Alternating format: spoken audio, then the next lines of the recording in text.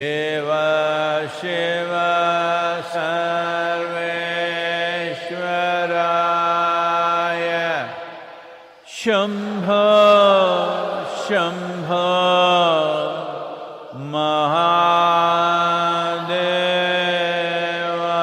महादेवाय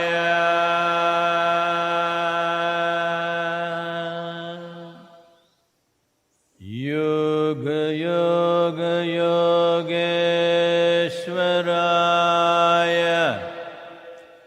भूत भूत भूतेश्वराय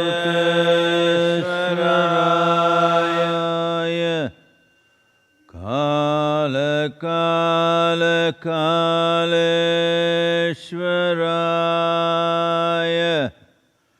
शिव शिव सर्वेश्वराय शम्भो शम्भो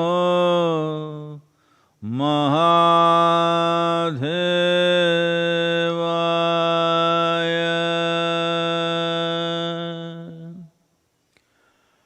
योग योग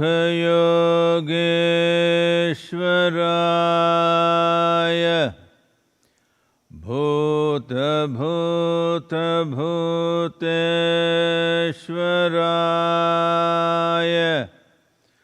काल काल कालेश्वराय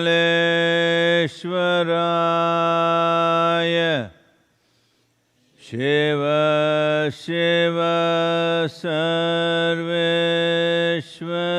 सर्वेश्वराय शम्भो शम्भो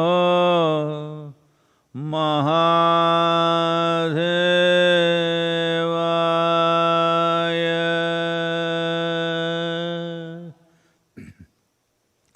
योग योग योगेश्वराय भूत भूत भूतेश्वराय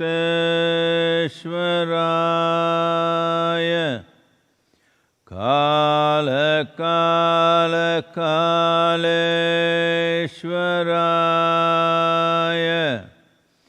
शिव शिव सर्वेश्वराय शम्भो शम्भो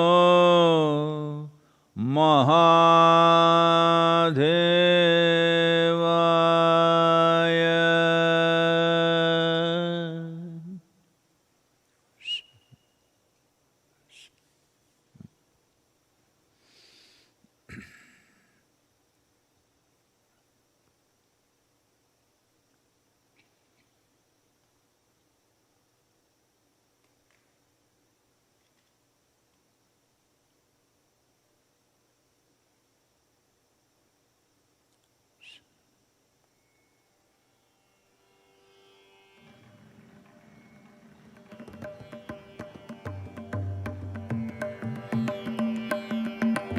ಕಲಿಯುಗದೊಲು ಹರಿನಾಮವನೆನೆದರೆ ಕುಲಕೋಟಿಗಳು ಧರಿಸುವವು. ಕಲಿಯುಗದೊಲು ಹರಿನಾಮವನೆನೆದರೆ ಕುಲಕೋಟಿಗಳು ಧರಿಸುವವು. ಸುಲಭದ ಭಕುತಿಗೆ ಸುಲಭವೆಂದೆನಿಸುವ ಸುಲಭದ ಭಕುತಿಗೆ ಸುಲಭವೆಂದೆನಿಸುವ ಜಲರುಹನಾಭನಾನೆನೆ ಮನವೇ ಜಲರುಹನಾಭನಾನೆನೆ ಮನವೇ ಕಲಿಯುಗದೊಲು ಹರಿನಾಮವನೆನೆದರೆ ಕುಲಕೋಟಿಗಳು ಧರಿಸುವವು. ಅರ್ಚಿಸಲರಿಯೇನೋ ಮೆಚ್ಚಿಸಲರಿಯೇನೋ ಅರ್ಚಿಸಲರಿಯೇನೋ ಮೆಚ್ಚಿಸಲರಿಯೇನೋ ತುಚ್ಚನು ನಾನೆಂದು ಎನಬೇಡ ತುಚ್ಚನು ನಾನೆಂದು ಎನಬೇಡ Achyutananda Govinda ಮುಕುಂದನ Achyutananda Govinda ಮುಕುಂದನ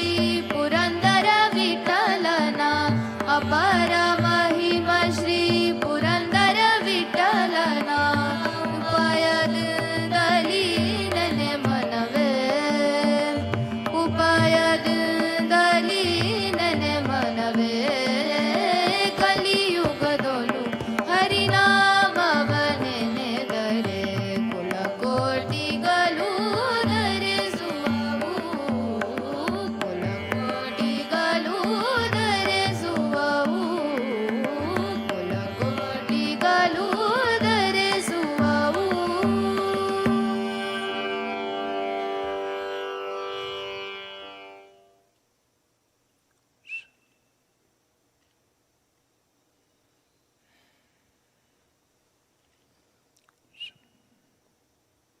Namaskaram. Namaskaram to all of you, wherever you are. नमस्कारम, आप सभी को नमस्कारम, आप चाहे जहाँ भी हों. तो अगर आप If you're in India, ख़ास तौर पे अगर आप भारत में हैं, know that जैसा कि आपको पता है, this pandemic numbers are इस महामारी की संख्याएं real highs. बहुत ज़्यादा बढ़ती जा रही हैं. 7,000 in the last 24 hours.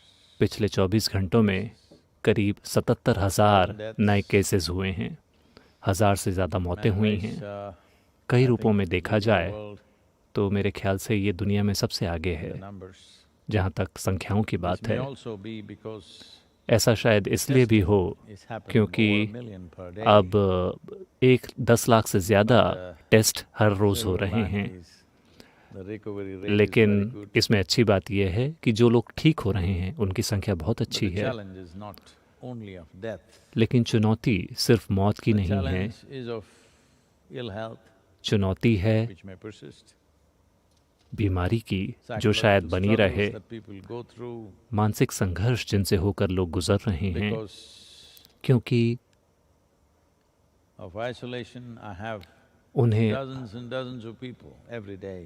क्योंकि उन्हें अकेले रहना पड़ रहा है. मुझे हर दिन दर्जनों लोग ये बात बता रहे हैं कि कैसे उनके पिताजी की मृत्यु हो गई इस कोरोना वायरस के कारण और वो उनके अंतिम संस्कार के लिए नहीं जा पाए. यहाँ तक कि जब वो जिंदा थे उनके आखिरी दिनों में भी उनकी सेवा करने के लिए वो नहीं जा पाए. भाई बहन माँ बच्चे खो रहे हैं और वो लोग वहाँ उनके साथ भी नहीं जा पाए कि वो इस नुकसान जो उनके जीवन में हुआ है भावनात्मक रूप से कम आखिरी समय में उनके साथ हो सकें. तो ये मुश्किल समय है, ये चुनौती भरा समय है. इसके अलावा आर्थिक चुनौतियाँ, लोगों की रोजगार का नुकसान, हजारों से ज़्यादा व्यापार बंद हो गए. केवल भारत में 1.9 करोड़ से ज़्यादा नौकरियां खत्म हो गई हैं. तो फिलहाल हम इसी मुकाम पर हैं और जैसा कि अब आप सभी जानते हैं कि यूनाइटेड नेशंस की एजेंसीज कह रही हैं कि ये महामारी शायद 2 सालों तक चलती रहे. तो मैं भी ये बात कहता रहा हूँ कि शायद इसकी तीव्रता कम हो जाए या इसे संभालने की हमारी क्षमता बढ़ जाए. लेकिन शायद ये 24 या 30 महीनों तक चलती रहे. ये निश्चित रूप से एक संभावना है. हमें इस बात से समझौता करना होगा कि हमारे जीवन के मापदंड अब नए हैं. जब मैं कहता हूँ नए मापदंड, अगर आप यहाँ रह रहे होते आज से 100, 200 या 500 साल पहले,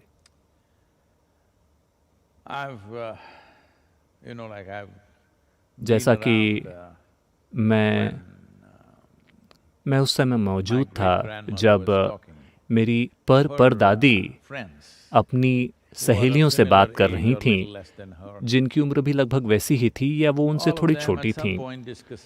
वो सभी कभी न कभी इस बारे में बात करती रहीं कि अपने जीवन में उन्होंने अपने कितने बच्चों को खोया है.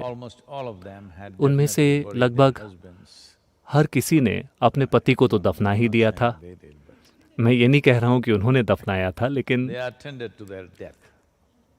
उनके पति की मृत्यु उनके सामने हुई। उन्होंने अपनी पति की मृत्यु में मदद नहीं की, और बच्चों की मौत हुई, और कई दूसरे लोग जो उनके लिए प्रिय थे, जो उनसे कहीं ज्यादा जवान थे, कम उम्र They के lost थे, in their life. उन्होंने अपने जीवन में उन This लोगों has को been खो the दिया। history of humanity. तो ये मानवता का इतिहास रहा है Every कि generation, हर पीढ़ी people had deaths all around them. लोगों के आसपास हर जगह As if मृत्यु that होती was रही not है। enough, जैसे कि इतना काफी ना हो, famines, युद्ध हुए हैं, अकाल पड़े हैं, pestilence, महामारियां आई did हैं, things of their own. और इन परिस्थितियों ने भी अपनी As खुद you की have चीजें heard की। जैसा कि आपने from सुना history है, books, अपने इतिहास की किताबों में आपने पढ़ा होगा कि whenever जब कभी भी raids and wars happened, युद्ध terrible हुए, things that happened to men and women and children, महिलाओं, पुरुषों और बच्चों के साथ बहुत ही भयंकर चीजें की गईं। all this. गांव और शहर जलाकर राख In कर that दिए sense, गए। we ये are a सारी very चीजें fortunate हुईं। generation. तो उन मायनों में हम एक That बहुत such he things have not been सौभाग्यशाली happening to पीढ़ी us. हैं कि वैसी चीजें हमारे साथ नहीं हुई हैं।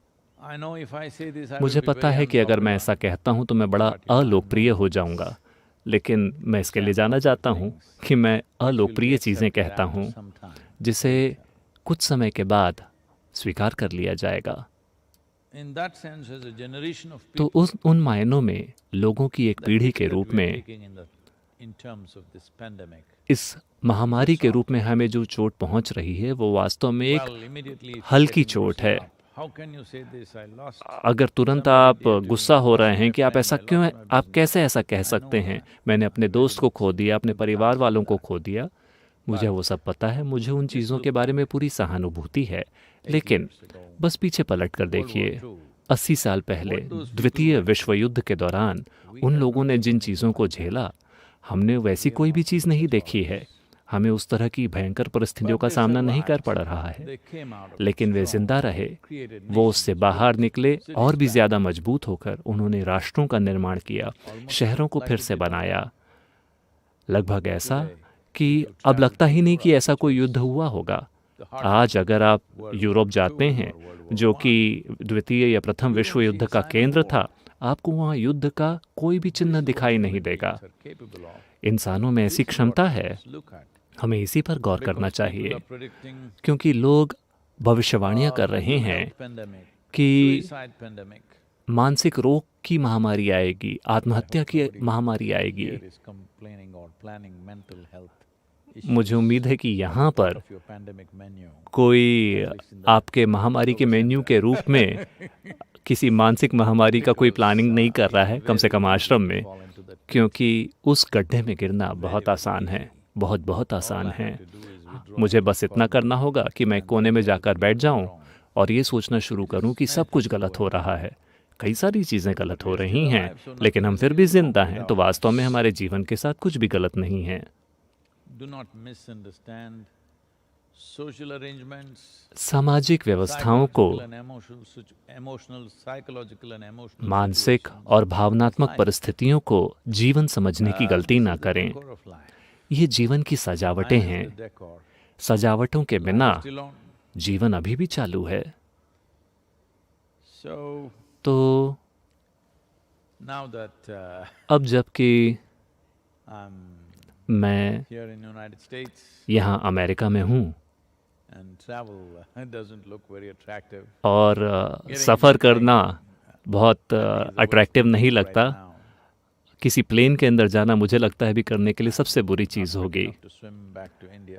मैं तैर कर भारत तक पहुँचने के लिए फिट नहीं हूँ, We तो thought we will हमने सोचा make कि the हम best use of it. यहाँ होने के इस must समय tell का you this, सबसे बेहतर उपयोग probably- करेंगे। मुझे आपको ये बताना चाहिए, शायद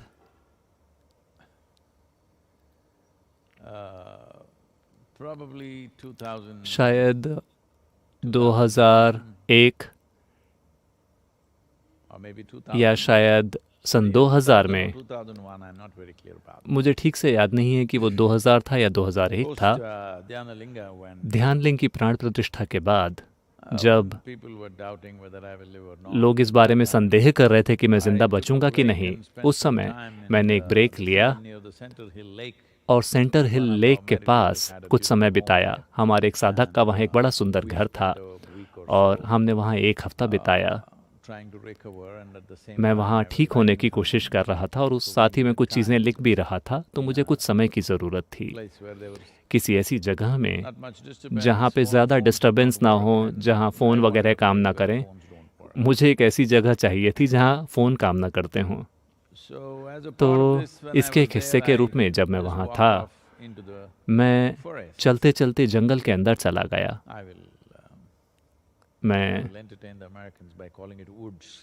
मैं अमेरिकी लोगों का मनोरंजन करूंगा उसे वुड्स कहकर। मैं चलते चलते वुड्स के अंदर चला गया जहां बहुत ही लंबे पेड़ थे,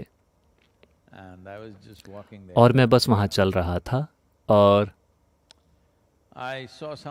मैंने एक चीज़ देखी जिसका आप शायद इसे तार्किक रूप से न समझ पाएं, लेकिन शायद मेरे जीवन में, शायद नहीं, निश्चित रूप से वो मेरे जीवन का सबसे ज़्यादा दर्द भरा पल था, क्योंकि उसने मुझे बहुत गहराई से चोट पहुंचाई उस चीज़ को देखना। उस समय मैंने एक कविता लिखी जिसका शीर्षक था अमेरिका। मैं उस समय बस अमेरिका आना मैंने शुरू ही किया था। जब मैंने उसे देखा तो मैंने उसे एक दर्द को एक स्मारक के रूप में वहाँ स्थापित कर दिया गया हो, इस तरह का वो घटना थी। इसका शीर्षक है अमेरिका।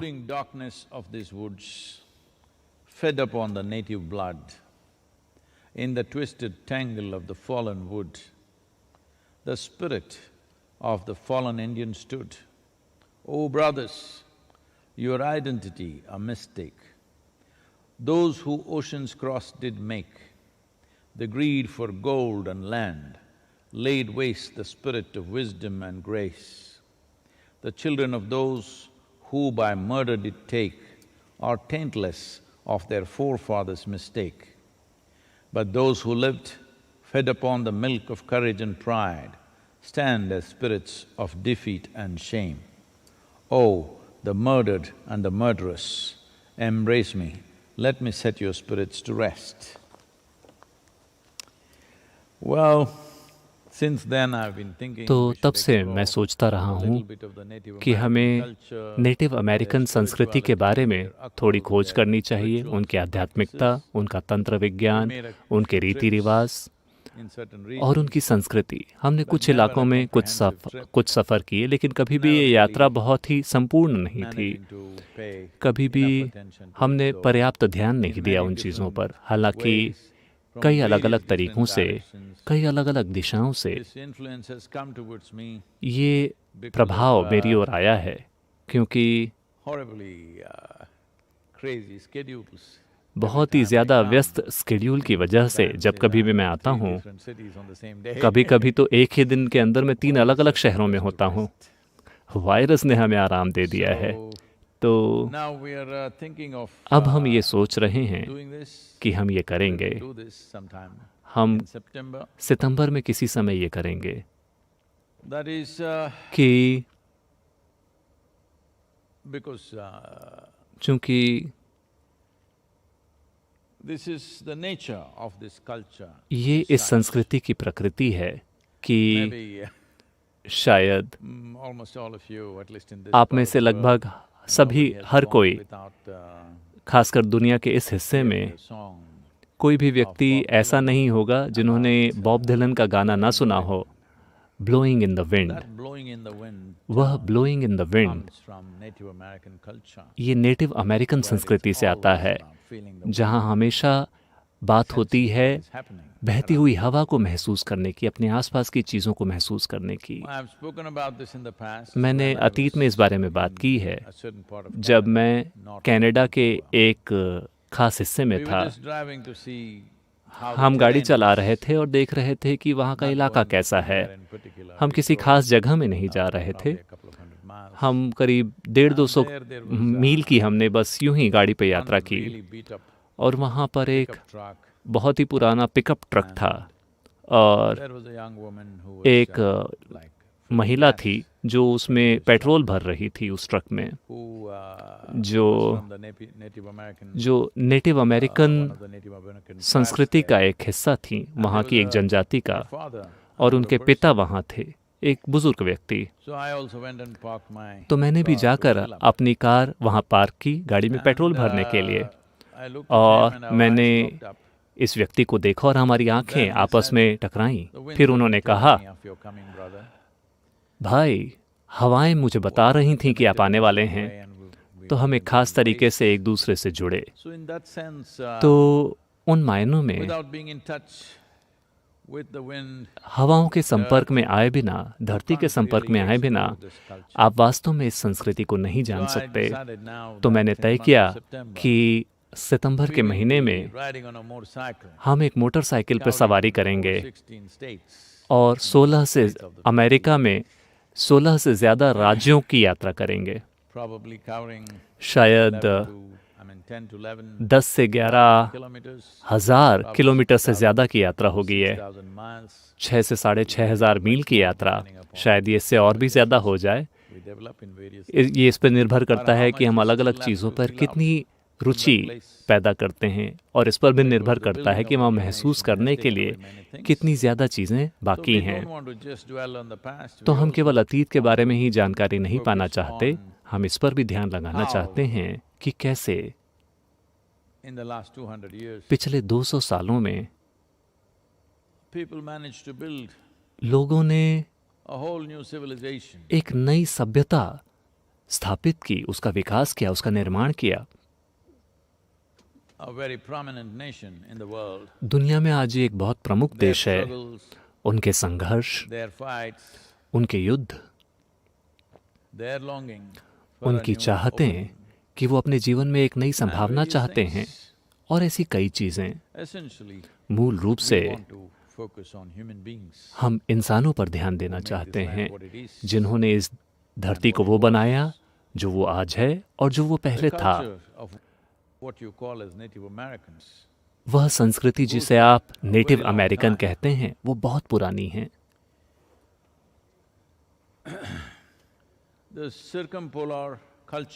सर्कमपोलर कल्चर, जैसा कि इसे कहा जाता है, यानी कि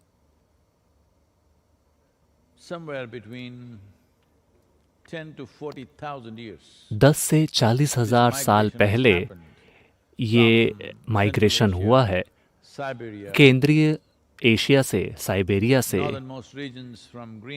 ग्रीनलैंड्स के उत्तरी हिस्से, स्कैंडिनेवियन, और वहाँ से ये जो पूरा सर्कमपोलर माइग्रेशन जो हुआ था, जिस तरह से नेटिव अमेरिकन लोगों को और तिब्बत के लोगों को, मंगोलिया, साइबेरिया, ये लोग आपस में जुड़े हुए हैं। ये लोग वहाँ से पैदल चल कर आए। शायद जब बेरिंग सी जब जमा हुआ था सर्दी के महीनों में, तब इन्होंने यात्रा की पैदल। शायद स्कैंडिनेवियन की जो ठंड है, वो उन लोगों को थोड़ी गर्मी जैसा महसूस हुआ होगा, जो लोग साइबेरिया से आए थे। तो वो लोग शायद ठंडी के मौसम में जमे हुए समुद्र के ऊपर से चलते हुए यहाँ आए। आर्कियोलॉजी की आज की जो समझ है वो कहती है कि शायद ये 40,000 साल पहले शुरू हुआ हो, या उससे भी पहले। तो ये कोई ऐसी चीज़ नहीं है जो केवल एक बार में हुआ हो। ये शायद धीरे धीरे होता रहा। कनाडा से, या कनाडा के सबसे उत्तरी हिस्सों से दक्षिणी अमेरिका तक 300 से ज़्यादा जनजाति या देशों का अस्तित्व था एक समय। अब हालांकि पूरा भूगोल कई तरीकों से बदल गया है, लेकिन ये ऐसी संस्कृतियां हैं। दक्षिण अमेरिका की कुछ संस्कृतियों को छोड़कर ये ऐसी संस्कृतियां रही हैं जिन्होंने मोटे तौर पर जीने का एक नोमैडिक तरीका अपनाया। धरती को थोड़ा बहुत खोदना खेती के लिए, वरना मोटे तौर पर ये शिकार करने वाले थे, जिनका जीवन यहाँ से वहाँ चला जाता था भोजन की उपलब्धि के आधार पर। उदाहरण के लिए उत्तरी अमेरिका में जहाँ कहीं भी भैंसें जाती थी, वहीं लोग भी जाते थे। उन्होंने भैंसों की ही खेती की एक खास तरीके से। बहुत ही बुद्धिमानी भरे तरीके से, लेकिन वो चीज़ें आज बदल गई हैं। आजकल आपको यहाँ भैंसें नहीं दिखती, आपको उनकी आवाज़ें नहीं सुनाई देती टेनेसी की धरती पर। और आप में से ज़्यादातर लोग इस चीज़ को लेकर बहुत खुश हैं। आप नहीं चाहेंगे कि कोई भैंस आके आपको टक्कर मार दे, लेकिन ये वो त्रासदियाँ हैं जो हमने इस धरती पर की हैं कि जीवन जो अपनी पूरी भव्यता से हो रहा था, हमने उसे हटा दिया है और हमने जीवन का एक कृत्रिम सेल बनाया है। इस कृत्रिम सेल को, आर्टिफिशियल सेल को बनाने पर बहुत दुख आया है। जब मैं कहता हूँ बहुत दुख पैदा हुआ है, तो इसे समझने का अभी आपके लिए सबसे अच्छा तरीका होगा वायरस या ये महामारी। अतीत में भी महामारियां हुई हैं कई कारणों से जो कि हमारे काबू में नहीं हैं, लेकिन महामारियों को हम भी पैदा कर सकते हैं। सूक्ष्म जीवों के निवास स्थानों को, उनका विनाश करके। मैं ये कह रहा हूँ कि अगर पर्याप्त संख्या में चमगादड़ या पेंगोलिन होते तो ज़्यादा संभावना इस बात की है कि ये वायरस किसी नए घर की खोज में इंसानों के पास नहीं आते। ये बात कुछ ऐसी है कि इंसान भी जब किसी ऐसी जगह में थे जहाँ उनके पास पर्याप्त स्थान नहीं था, वो किसी दूसरी जगह चले गए। अगर इंग्लैंड एक द्वीप नहीं होता, मान लीजिए कि जैसे कि आप पेड़ों को बड़ा करते हैं, उसी तरह धरती को बड़ा करने का एक तरीका होता, तो शायद लोगों ने समुद्र पार करने का कष्ट नहीं उठाया होता और वो अमेरिका नहीं आते। चूंकि रहने की जगह सीमित थी और वहाँ लोगों को घुटन महसूस हो रही थी, इस कारण लोगों में चाहत आई कि वो किसी नई जगह में जाएं और ये चाहत महत्वपूर्ण हो गई। ऐसा हर जीवन के साथ हुआ। कोई भी जीवन बस यूं ही यहाँ से वहाँ नहीं जाता। जीवन यहाँ से वहाँ जाता है क्योंकि किसी न किसी रूप से अभी वो जहाँ रहे हैं वो जगह पर्याप्त नहीं है, या वो जगह उनकी चाहतों और तमन्नाओं को पूरा नहीं कर पा रही है। तो एक बार फिर इन संस्कृतियों को देखना, उनके जीवन के तरीके को देखना,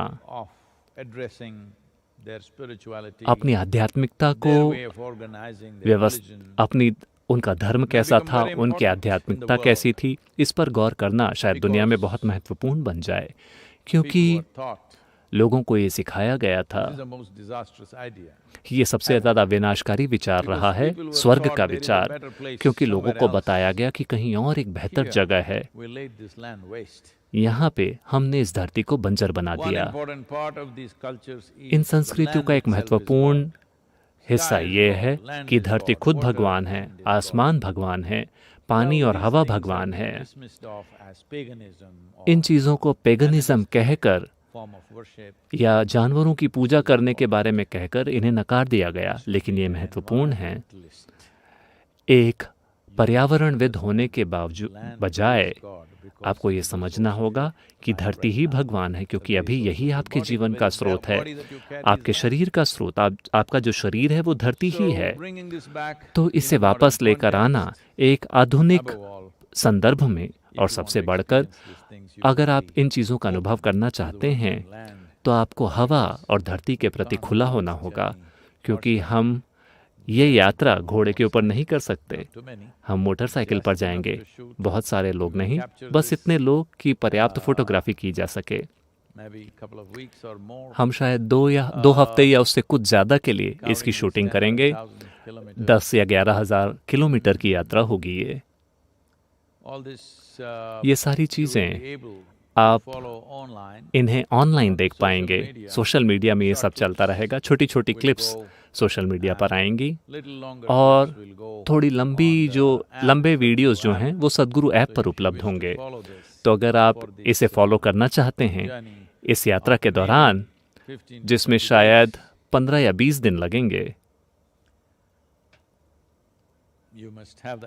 तो आपके पास सद्गुरु ऐप होना चाहिए। और बाद में हमें लगता है कि हम करीब 35 से 50 घंटे का मटेरियल शूट करेंगे, जो कि एडिट करने के बाद 12 से 15 घंटे का हो जाएगा और ये मटेरियल सद्गुरु एक्सक्लूसिव पर रिलीज़ किया जाएगा। इसके पीछे विचार ये है कि जीवन के ऐसे आयामों के बारे में बात की जाए जो ज़रूरी नहीं है कि तार्किक रूप से सही हों। हमारा एजुकेशन सिस्टम तार्किक रूप से सही होने के उद्देश्य से उसने इंसानी अनुभव को इंसानी पढ़ाई लिखाई से पूरी तरह से काट कर अलग कर दिया है। पढ़ाई लिखाई की व्यवस्था इसने पूरी तरह से इंसानी अनुभव को अलग कर दिया है। एजुकेशन सिर्फ जानकारी के बारे में बनकर रह गया है, एक ऐसी जानकारी जिससे आपको कोई जुड़ाव महसूस नहीं होता। तो कोई अचरज नहीं है आप मानसिक महामारी की भविष्यवाणी कर रहे हैं, क्योंकि आप पूरी तरह से बौद्धिक और तार्किक बन गए हैं। आपको जीवन का कोई भी गहरा अनुभव नहीं है। तो ये महत्वपूर्ण है कि इस संस्कृति के महत्व को फिर से उजागर किया जाए। इस संस्कृति की जो फैलसी है, जो लकूना है, लेकिन साथ ही इस संस्कृति की जो मजबूती है, क्योंकि ये संस्कृतियां हजारों सालों से जीवित रहीं। हालांकि मूल रूप से वो लगभग एक जैसे ही हैं, लेकिन फिर भी 300 अलग अलग देश या 300 अलग अलग जनजातियां जिनका कोई एक खास भूगोल नहीं था, क्योंकि वो नोमैडिक थे, वो यहाँ वहाँ घूमते रहते थे। एक बड़ा इलाका था लेकिन कोई एक स्थायी इलाका नहीं था, लेकिन फिर भी उन्होंने अपनी व्यक्तिगत पहचान बरकरार रखी हजारों सालों तक। अगर इन कबीलों को, जनजातियों को हजारों सालों के लिए अपनी विशिष्ट पहचान बरकरार रखनी है, तो साफ है कि उनका एक बहुत ही व्यक्तिगत जनजातीय अनुभव था, कि जनजाति का उनका अनुभव, प्रकृति को देखने का उनका तरीका, जीवन के विभिन्न आयामों को अभिव्यक्त करने का उनका तरीका, जिसे वो स्वाभाविक मानते थे या परलौकिक मानते थे, ये बड़ा ही विशिष्ट था। इसी कारण वो अपनी व्यक्तिगत विशिष्ट पहचान बरकरार रख सके, वरना वो बहुत आसानी से मिलकर एक हो सकते थे। आज आधुनिक दुनिया में लोग कहते हैं इंडियंस। देखिए, मैं असली इंडियन हूँ, ठीक है। वो लोग एक गलती है जो कोलंबस ने की थी, क्योंकि वो इंडिया जाना चाहते थे और वो गलती से अमेरिका पहुंच गए। ये बहुत बड़ी गलती है। आप पूर्व जाना चाहते थे लेकिन आप पश्चिम चले गए, ये बहुत बड़ी गलती है। लेकिन यहाँ के लोगों को इंडियन कहा गया, क्योंकि जो लोग बाहर से आए थे उनके पास इतना सब्र नहीं था कि वो उनकी संस्कृति की बारीकियों को समझें और देखें कि वो जो हैं वो क्यों हैं। तो हम इस बारे में खोज करेंगे जिस हद तक हमारे लिए संभव हो पाएगा, और सबसे बढ़कर निश्चित रूप से हम हवा को महसूस करेंगे, क्योंकि हम मोटरसाइकिल की सवारी करने वाले हैं। मैं इसको लेकर बहुत एक्साइटेड हूँ। मुझे उम्मीद है कि आप भी होंगे। अगर कोई सवाल हो तो आप सिर्फ वर्चुअली ही फॉलो कर सकते हैं। ये दुनिया में एक नई परिस्थिति है। प्रिय सद्गुरु, आपका जन्मदिन 4 दिनों में आने वाला है, 3 सितंबर को। मैं इसको लेकर बहुत उत्साहित हूँ। मैंने बहुत समय बिताया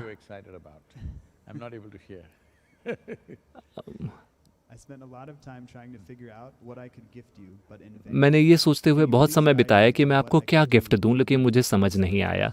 क्या आप मुझे बता सकते हैं कि मैं आपके लिए क्या कर सकता हूं?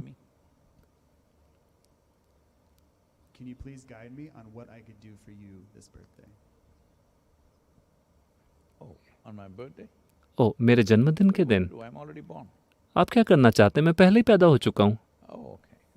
अच्छा, ठीक है, माफ कीजिए।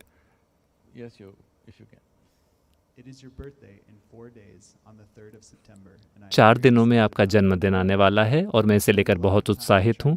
मैंने बहुत समय बिताया ये सोचते हुए कि मैं आपको क्या उपहार दूँ, लेकिन मुझे समझ नहीं आ रहा है। क्या आप मुझे बता सकते हैं क्या कि मैं आपके लिए क्या कर सकता हूँ?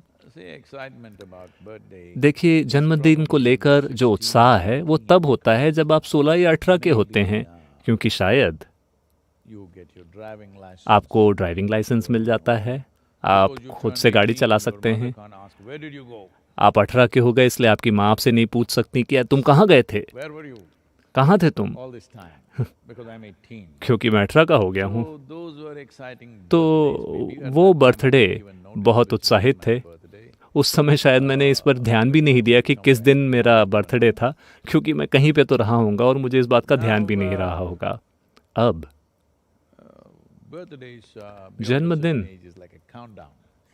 एक उम्र पार करने के बाद जन्मदिन एक काउंटडाउन की तरह होता है कि What do कितने we दिन do? बाकी Anyway, हैं। let me make use of it. तो आप So क्या you want to करेंगे? do something. तो चलिए, वैसे भी मैं इसका फ़ायदा उठाता हूँ क्योंकि आप कुछ करना चाहते हैं, क्योंकि मुझे ऐसे लोगों में रुचि है जो कुछ करना चाहते हैं, मेरे लिए नहीं।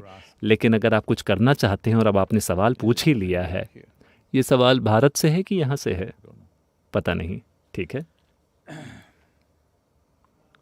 Well, what you could do is, आप ये कर सकते हैं कि 3rd of September, 3 सितंबर को we are seeing हम ये how देख the रहे day हैं is कि the कैसे River Revitalization Day. River revitalisation day बनाएं या नदी पुनरुद्धार दिवस बनाएं। It was this नदी अभियान की शुरुआत birthday parties. 3 सितंबर के दिन हुई थी। Was Kaveri flagged off, Kaveri पुकारे की शुरुआत 3 सितंबर से हुई थी। and Kaveri College और has, Kaveri if you have पुकारे, followed, as you अगर know, आपने फॉलो किया हो तो आपको पता होगा I was soaked to the bone every day. कि हर दिन Because of heavy rains मैं and पूरी तरह से motorcycling. भीग गया था क्योंकि बारिश हो रही My थी और मैं birthday was मोटरसाइकिल पर था। really तो मेरा जन्मदिन birthday last पूरी time. तरह से भिगाने वाला जन्मदिन था पिछली बार, क्योंकि We were in Coorg हम कूर्ग में थे and the monsoon peaked और out at that time. Monsoon उस समय बिल्कुल चरम पर था। और Those of you who not seen आप में से monsoon जिन in लोगों ने Western Ghats, वेस्टर्न घाट्स का मानसून नहीं देखा होगा, किसी दिन आपको देखना चाहिए। ऐसा लगता है कि बारिश की चद्दरें गिर रही हैं। you know, the word downpour. बिल्कुल जो मूसलाधार बारिश होती है, ये शब्द उस परिस्थिति में बिल्कुल सही है। ऐसा नहीं है कि पानी बूंद बूंद करके बरस रहा है, ऐसा लगता है कि बिल्कुल उसकी चद्दरें गिर रही हैं। और उस तरह की परिस्थिति में हम गाड़ी चला रहे थे। Early 20s. ये लगभग ऐसा था जैसे मैं 20-21 साल की उम्र में मैं लगातार उस तरह की परिस्थितियों में गाड़ी चलाया करता था। खैर, So, तो this year we are इस pushing साल towards this. हम इस ओर प्रयास कर रहे हैं कि धीरे धीरे यह दिन नदी पुनरुद्धार दिवस बन जाए, और इसके एक हिस्से के रूप में हम उस दिन भारत के जो पर्यावरण मंत्री हैं उनके साथ हमारी एक बातचीत होने वाली है। ऐसा इसलिए क्योंकि कावेरी पुकारे ने ये एक बहुत बड़ी सफलता रही है महामारी के बजाय। हमने अपने गोल को थोड़ा कम किया था, ये सोचते हुए कि इस महामारी से हमारी गतिविधियों पर प्रभाव पड़ेगा, लेकिन हमारे शानदार वॉलंटियर्स, उनका समर्पण और उनकी प्रतिबद्धता, स्थानीय किसानों का उत्साह और सबसे बढ़कर राज्य सरकार ने जो मदद दी, उन्होंने फार्मर्स को जो सब्सिडी दी, और कर्नाटक के स्टेट फॉरेस्ट डिपार्टमेंट ने बहुत बड़ी मात्रा में सैपलिंग्स दी। इस साल कर्नाटक के प्राइवेट लैंड्स में 1.1 करोड़ पेड़ लगाए जाने वाले हैं, और ये पेड़ किसान लगा रहे हैं तो निश्चित रूप से वो जीवित बचेंगे। तो हर वो पेड़ जो जिंदा बचता है उसके लिए सरकार उन्हें सब्सिडी देने वाली है, आर्थिक मदद देने वाली है। तो इस वजह से मैंने एक पुकार की थी, भारत के युवाओं को एक आह्वान किया था कि 3 साल, अपने जीवन के 3 साल अगर आप इस कार्य के लिए समर्पित करते हैं तो हम नदियों का पुनरुद्धार कर देंगे, उन्हें फिर से जीवित कर देंगे। ये कहने के लिए एक बहुत बड़ी बात थी। तो 300 से कुछ ज़्यादा युवाओं ने, उनमें से कईयों ने अच्छी तनख्वाह वाली नौकरियों से इस्तीफा दे दिया। उनमें से कुछ अपनी पीएचडी की पढ़ाई बीच में छोड़ दी। उनमें से कुछ वैसे भी कॉलेज से निकल चुके थे,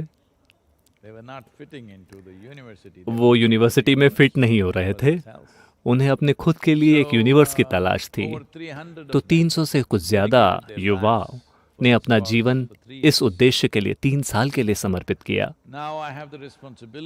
अब मेरे ऊपर जिम्मेदारी है सिर्फ कि न मैं किसानों को डिसअपॉइंट ना करूं और कावेरी को ना करूं। और इसके अलावा कई विश्व की बड़ी बड़ी संस्थाएं जो इस प्रोजेक्ट को बहुत उम्मीद के साथ देख रही हैं, क्योंकि पहले ऐसा कहीं कुछ नहीं किया गया है। दुनिया में बड़ी बड़ी संस्थाओं के कई नेताओं ने मुझसे कहा है कि सद्गुरु, अगर आप इसे सफल करते हैं तो ये उष्णकटिबंधीय दुनियाओं में एक बहुत बड़ी बात होगी और पूरी दुनिया पर ये इसका प्रभाव पड़ेगा। क्योंकि अगर आपको ये बात पहले से पता ना हो, एक पेड़ जिसे उष्णकटिबंधीय धरती पर लगाया जाता है वो 6 से 8 गुना ज़्यादा असरदार होता है कार्बन को सोखने के मामले में, बजाय तब जब इसे 33 डिग्री अक्षांश के ऊपर लगाया जाता है। तो वो लोग इसे देख रहे हैं एक गेम चेंजर के रूप में। तो हम इसमें असफल नहीं होना चाहते, हम इस गेम में जीतना चाहते हैं, क्योंकि बात हमारी नहीं है। ये बात हम में से कुछ लोगों की या हम में से कुछ सैकड़ों लोगों की नहीं है जो इस प्रोजेक्ट पर काम कर रहे हैं। और जैसा कि आप जानते हैं, कावेरी पुकारे के लिए जो कंट्रीब्यूशन मिले हैं 42 रुपए, ये 122 देशों से लोगों ने इसमें सहयोग किया है। और इसमें से 82% से ज़्यादा लोग, उनका ईशा एक संस्था के रूप में ईशा से कोई संबंध नहीं था, वे बस आम लोग थे। तो ये उत्साह का स्तर रहा है और ये विश्वास है जो उन्होंने हमारे ऊपर किया है। और सबसे बढ़कर सभी किसान, क्योंकि सबसे बढ़कर किसान, क्योंकि उनका जीवन पिछले 50 सालों में बिल्कुल भी अच्छा नहीं रहा है। यानी कि पिछले 22 सालों में 3 लाख से ज़्यादा किसानों ने आत्महत्या की है। लोग मुझसे पूछते रहे हैं कि सद्गुरु, आपने ये प्रोजेक्ट अपने हाथों में क्यों लिया, आप इससे इतना जुड़ाव क्यों रख रहे हैं? मैंने कहा कि अगर 3 लाख से लोग आत्महत्या कर रहे हैं, इसके बावजूद अगर आप खड़े होकर काम नहीं करते, तो मुझे नहीं पता कि हम और किस चीज़ का इंतज़ार कर रहे हैं। शायद हम हर तरह के त्रासदी की आदत हो जाती है। इस बात को समझिए, एक बुरी अवस्था की आदत पड़ना ये रूपांतरण नहीं है, ये आज़ादी नहीं है, ये बस आलस है। आपको इस बात की आदत पड़ गई है कि लोग आपके पास मरते हैं, अरे ठीक है, लोग मरते रहते हैं। ये बात ऐसी नहीं है कि आप आध्यात्मिक रूप से विकसित हो गए हैं और आपको कोई चीज़ नहीं छूती, ऐसा नहीं हुआ है। जीवन आपको नहीं छू रहा है, जीवन को आपको छूना चाहिए। आप इसे एक जन्मदिन कहते हैं, ठीक है, जन्म का मतलब है कि जीवन ने आपको छुआ, यही जन्मदिन है, यही जन्म है। सिर्फ इसलिए क्योंकि जीवन ने आपको छुआ, जन्म हुआ। अब जब जन्म हो चुका है और आप विश्वास करते हैं कि आप इसका हर साल उत्सव मनाना चाहते हैं, चलिए इसका अच्छा इस्तेमाल करते हैं। कावेरी पुकारे। महामारी के बावजूद बहुत ही उत्साह के साथ ये काम है। मैं इन नवयुवकों के जीवन को खतरे में डाल रहा हूँ। हालांकि हमने बहुत ही स्ट्रिक्ट प्रोटोकॉल लगाया है, लेकिन फिर भी वो बाहर हैं और सफ़र कर रहे हैं। सौभाग्य से उनमें से किसी को अभी तक कोरोना का इन्फेक्शन नहीं हुआ है, लेकिन जिस तरीके से ये इन्फेक्शन फैल रहा है हम कुछ नहीं कह सकते। लेकिन ये लोग अपने जीवन को खतरे में डाल रहे हैं और काम कर रहे हैं। तो ये जिम्मेदारी भी मेरे ऊपर है कि ये नवयुवक लोग जिन्होंने अपने जीवन के 3 सालों को समर्पित किया है, उन्के 3 साल बर्बाद ना हों। जब तक कि हम उनसे कुछ ऐसा नहीं करवा पाते जो उन्होंने खुद से किया होता उससे ज़्यादा शानदार है, किसी का भी जीवन अपने हाथों में लेने का हमें कोई अधिकार नहीं है। तो इस संदर्भ में अब मैंने आपको पा लिया है जो मेरे जन्मदिन के लिए कुछ करना चाहता है। करने के लिए बहुत कुछ है। आप इसमें से कितना कर सकते हैं उतना आपको करना चाहिए, क्योंकि कल रात मेरी एक देर रात को एक कॉल थी कावेरी कॉलिंग के पैनल के साथ। उनमें से हर कोई अपना सर्वोत्तम करने की कोशिश कर रहा है, लेकिन मैं चाहता हूं कि इस प्रोजेक्ट का स्केल बहुत ज़्यादा है। ये 83,000 स्क्वायर किलोमीटर की ज़मीन है, जिसमें 52 लाख से ज़्यादा किसान हैं और बहुत सारे संघर्ष हैं, बहुत सारी चुनौतियां हैं जिन्हें पार करना होगा। इसके लिए लगातार एक्सेलरेटर दबा के रखना होगा। इस तरह की परिस्थिति है ये। और जितना समय आपके हाथ में है कि आप एक छोटा सा पौधा उगाएं, उसे ज़मीन पे लगाएं और उसे पेड़ बनने दें। ये एक बहुत ही चुनौती भरा काम है। सैपलिंग बनाने में कम से कम 8 महीने लगते हैं, 10 से 11 महीने भी लग जाते हैं। इन पौधों को ज़मीन पे लगाना 2 महीने के अंदर हो जाना चाहिए मॉनसून के समय में। एक और छोटा मॉनसून होता है जिसे नॉर्थ ईस्ट मॉनसून कहा जाता है, जो साल में कुछ समय बाद होगा, लेकिन असली मॉनसून सिर्फ जुलाई, अगस्त, सितंबर में होता है।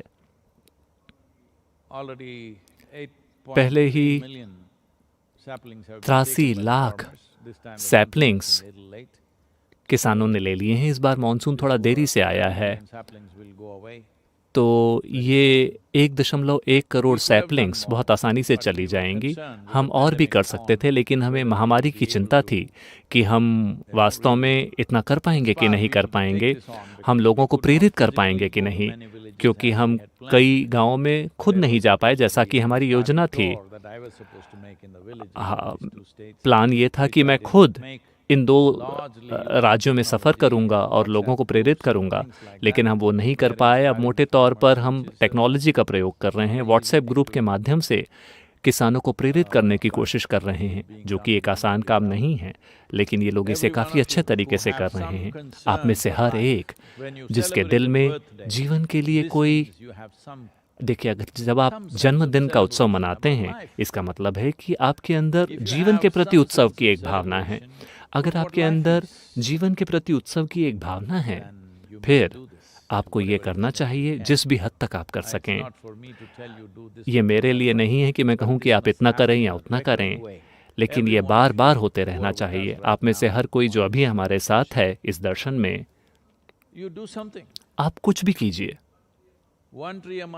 हर दिन, हर महीने 1 पेड़, 5 पेड़, 10 पेड़, 100 पेड़, जो भी आपकी क्षमता हो, लेकिन इसे लगातार करते रहें। केवल एक बार कर कर भूलना नहीं, क्योंकि सबसे महत्वपूर्ण चीज़ है कि ये आपकी चेतना में होना चाहिए। 42 रुपए अमेरिका में ये केवल 60 सेंट है। आप इससे कुछ भी नहीं खरीद सकते। मुझे लगता है कि एक भिखारी भी आपसे 60 सेंट नहीं लेगा, वो भी बोर्ड लगा के रखता है $5। यहाँ तक कि भारत में भी 42 रुपए, इसमें अब आपको एक कॉफी भी नहीं मिलती। तो पैसा समस्या नहीं है। जिस चीज की कमी रही है वो है इंसानों की परवाह की। लोगों की पीढ़ी के रूप में चलिए ये दिखाते हैं कि अगर आप मेरा बर्थडे मनाने के लिए, मेरा जन्मदिन मनाने के लिए आप तैयार हैं, आपको ये समझना होगा कि जन्मदिन महत्वपूर्ण है। जन्म के दिन का मतलब है जीवन की शुरुआत। अगर आप इतने प्रेरित हैं जीवन की प्रकृति के बारे में, क्योंकि हमारे पास बस यही है। शायद आप सोच सकते हैं कि आपके पास कई सारी चीजें हैं। आपके पास सोने का ढेर है जिसे आप अभी अपने सिर पे ढो रहे हैं। आपके पास जायदाद है, आपके पास बैंक बैलेंस है, आपके पास करोड़ों डॉलर्स हैं। नहीं, आपके पास सिर्फ एक ही चीज़ है और वो है जीवन। चूंकि आपके पास जीवन है, आप दिखावा कर रहे हैं कि आपके पास ये सारी चीज़ें भी हैं, लेकिन वास्तव में एकमात्र चीज़ आपके पास है और वो है जीवन। हम एक काम करते हैं, अगर आपको मेरी बात नहीं समझ आ रही तो चलिए आपका जीवन ले लेते हैं। फिर आप करोड़ों रुपयों और अपने सिर पे बैठे सोने का आनंद लीजिए। हमारे पास सिर्फ एक ही चीज़ है, तो कावेरी पुकारे एक बहुत ही जीवन का एक बहुत ही संकल्पबद्ध उत्सव है, क्योंकि पानी के बिना, मिट्टी के बिना जीवन नहीं हो सकता। आइए इसे संभव बनाएं। अगर आप मेरे जन्मदिन का उपयोग करना चाहते हैं एक प्रेरणा के रूप में, मुझे कोई दिक्कत नहीं है। मुझे साल के हर दिन जन्मदिन मनाने में भी कोई हर्ज नहीं है। सच में, केवल 3 सितंबर ही क्यों? अगर आप चाहें तो मैं 4 को भी करूंगा, 5 को भी करूंगा, 3 दिसंबर को भी करूंगा। मैं तैयार हूं। अगर आप तैयार हैं तो मैं भी तैयार हूं। आइए इसे संभव बनाएं। ये बहुत महत्वपूर्ण है। ये मेरा काम नहीं है, ये ईशा फाउंडेशन का काम नहीं है, ये एक पीढ़ी का काम है। हमें इसे संभव बनाना होगा। ये बहुत महत्वपूर्ण है।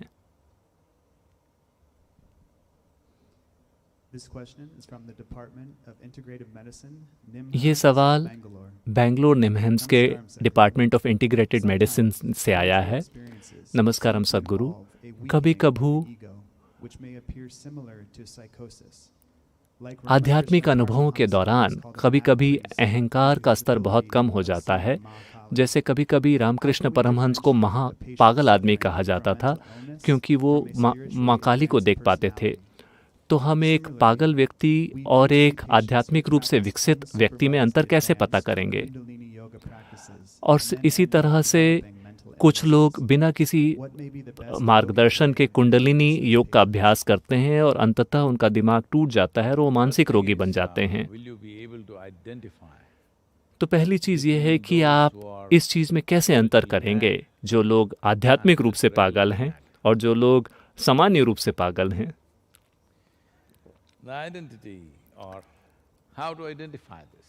तो इसकी पहचान कैसे की जाए? निमहैम्स इंस्टीट्यूट दुनिया में एक प्रमुख संस्था है जो कि बेंगलोर में है, और मुझे पता है कि उन्होंने बहुत सारा काम किया है मानसिक स्वास्थ्य के लिए। मुझे लगता है कि शायद लाखों लोगों के लिए ये एक प्रमुख संस्था है, कम से कम दक्षिण भारत में। तो कैसे पहचाना जाए और कैसे उनका इलाज किया जाए?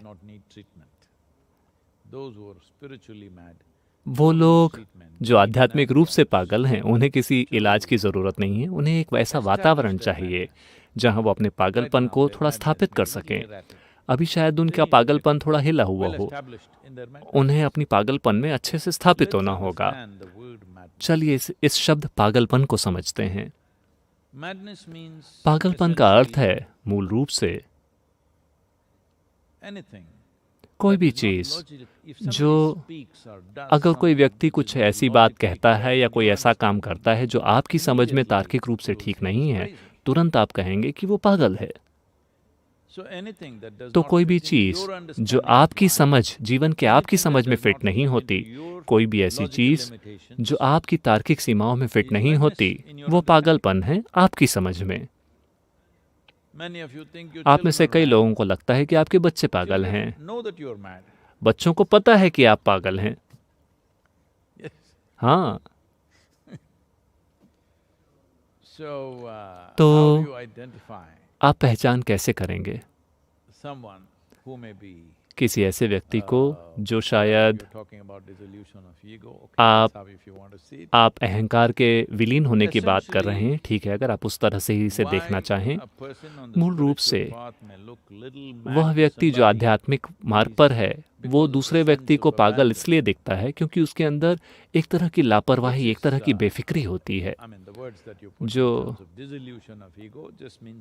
अहंकार के विलीन होने का एक तरह से मतलब यही है कि आपके अंदर एक तरह की बेफिक्री है, यानी आपको ज्यादा इस चीज की परवाह नहीं है कि इसके साथ क्या होता है। तो जब मैं कहता हूं कि इसके साथ क्या होता है, इस एक चीज के प्रति आप निश्चित हो सकते हैं कि जो लोग मानसिक रूप से बीमार हैं या वो लोग जो किसी तरह की नशे की दवा के प्रभाव में हैं, वो भी अपना तार्किक क्षमता खो बैठते हैं, लेकिन बहुत ही विनाशकारी तरीके से। यानी कि जब कोई व्यक्ति LSD के नशे में होता है या जब कोई व्यक्ति मानसिक रूप से अव्यवस्थित होता है, वो बहुत आसानी से खुद को शारीरिक नुकसान पहुंचा सकते हैं। लेकिन वह व्यक्ति जो आध्यात्मिक रूप से पागल है, वो कभी भी खुद को शारीरिक रूप से नुकसान नहीं पहुंचाएगा। मैं कह रहा हूं कि वो स्मार्ट तरीके से पागल हैं। वो केवल मानसिक संरचना को तोड़ रहे हैं। उन्हें साफ साफ पता है कि शारीरिक संरचना को तोड़ा नहीं जा सकता, क्योंकि अगर आप उसे तोड़ते हैं तो आप उसे वापस जोड़ नहीं पाएंगे। लेकिन वह व्यक्ति जो मानसिक रूप से विक्षिप्त है, उसे यह नहीं पता। वह व्यक्ति जो नशीले पदार्थों के प्रभाव में है, उसे यह नहीं पता। वो शारीरिक रूप से खुद को नुकसान पहुंचा सकते हैं। कहने का मतलब कि ऐसे कई केस हुए हैं जहां वे लोग जो नशे में हैं शराब के या नशे के, या जो लोग पागल हैं वो बिल्डिंगों से या ऊंची जगहों से कूद गए, लेकिन वैसा कभी भी एक आध्यात्मिक रूप से पागल व्यक्ति के साथ नहीं होगा, क्योंकि उन्हें ये बात साफ साफ पता है कि जिस चीज़ को तोड़ने की ज़रूरत है वो है मानसिक संरचना।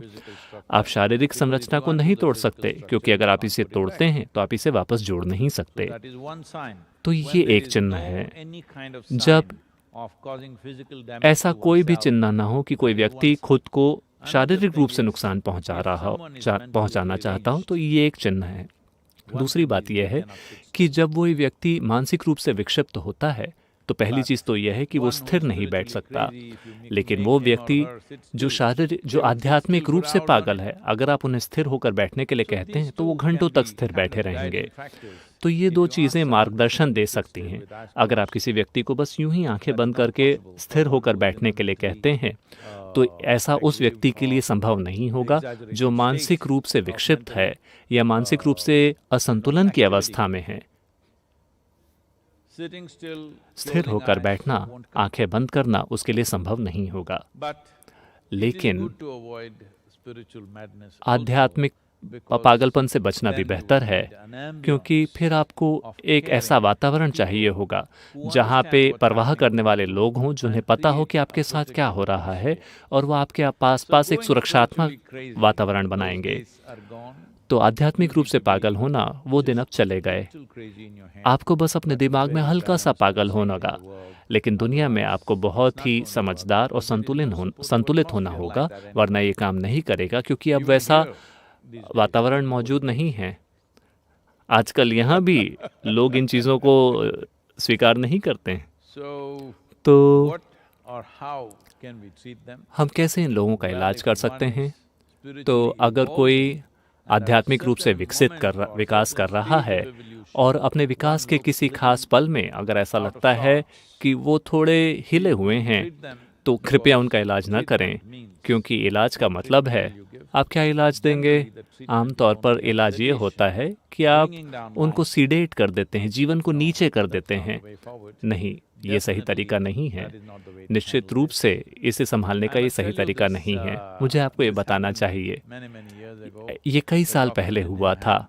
निमहैम्स के डॉक्टर, आपके काम के प्रति मैं पूरे आदर के साथ ये कह रहा हूँ, क्योंकि मुझे पता है कि आपने कितने जीवनों को रूपांतरित किया है और कितने जीवनों को आपने पूरी तरह से खराब होने से बचाया है। तो एक जवान लड़का था बेंगलोर में, और वो केवल शायद 17 साल का था उस समय। वो मानसिक रूप से असंतुलित हो गया और उसे आपके संस्था में दाखिल किया गया। मैं बात कर रहा हूँ 70 के दशक की। उसे आपके संस्था में दाखिल कराया गया, मुझे याद नहीं, शायद 2 या 3 हफ्तों के लिए। फिर वो वापस आया, काफी सामान्य होकर, ठीक होकर, बस उतना पागल जितना कोई भी 17 साल का लड़का होना चाहिए।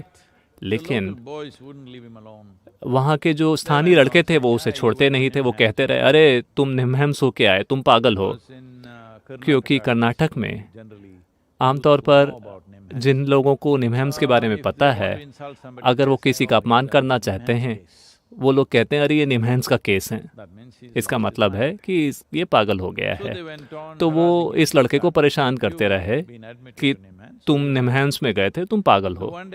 तो एक दिन ये लड़का आया, मुझे पता नहीं कि उसके पास सच में वो सर्टिफिकेट था कि उसने खुद ही लिखा। उसने आकर एक पेपर निकाला और कहा, देखो मेरे पास एक निमहैम्स का सर्टिफिकेट है कि मैं ठीक हूँ, क्या तुम्हारे पास सर्टिफिकेट है? बेशक किसी और के पास वो सर्टिफिकेट नहीं था। तो आप जो काम कर रहे हैं उसके लिए आपका धन्यवाद। और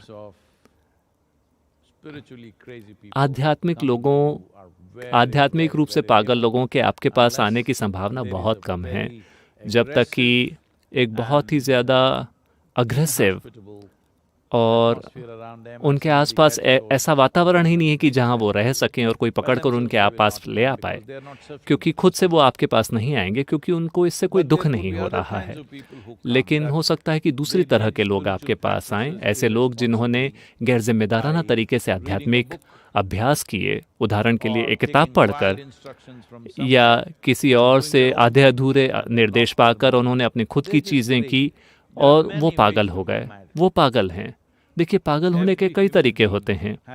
हर इंसान के पास हर दिन सैकड़ों ऐसे मौके आते हैं कि वो अपने मानसिक संरचना को तोड़ दें और पागल हो जाएं। हाँ, आप सोच सोच कर खुद को पागल कर सकते हैं कई अलग अलग तरीकों से, क्योंकि पागलपन और समझदारी के बीच की रेखा बहुत बारीक है। हर किसी के मन में, मैं आपको बता रहा हूँ, ये बहुत ही ज़्यादा बारीक है। अगर आप धक्का देते हो तो हो सकता है आप उस पार चले जाएं। तो जो लोग आध्यात्मिक अभ्यासों को गलत तरीके से करते हैं और आपके पागल होकर आपके पास आते हैं, आप उनका इलाज आध्यात्मिक पागलपन के रूप में ना करें। वो पागल हैं, उन्होंने बस आध्यात्मिकता का उपयोग किया पागल होने के लिए।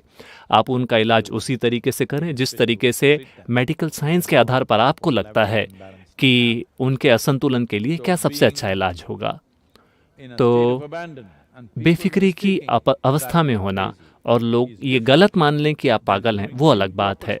लेकिन वो लोग जो गलत आध्यात्मिक अभ्यास करते हैं, गलत तरीके से बौद्धिक प्रक्रियाएं करते हैं, देखिए, गलत चीज़ें सोच सच कर जिस तरह से आदमी पागल हो सकता है, उसी तरह से गलत आध्यात्मिक अभ्यास कर कर भी लोग पागल हो सकते हैं।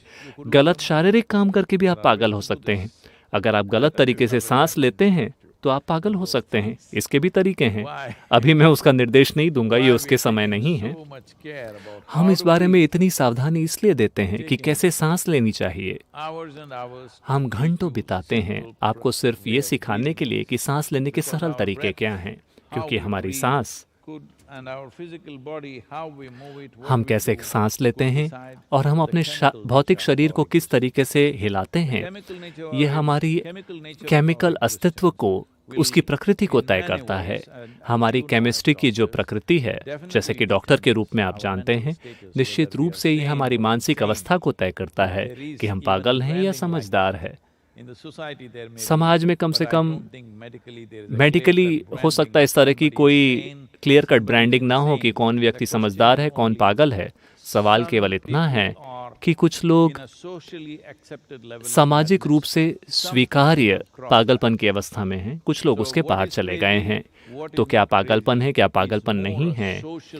मोटे तौर पर ये एक सामाजिक डिस्क्रिप्शन है, ये एक वैज्ञानिक डिस्क्रिप्शन नहीं है। तो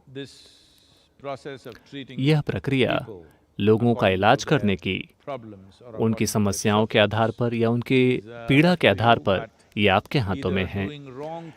लेकिन गलत तरीके का भौतिक काम करना, मानसिक काम करना या आध्यात्मिक काम करना निश्चित रूप से मन में असंतुलन ला सकता है। तो योग का यही उद्देश्य है कि आप सही तरीके से बैठना सीखें।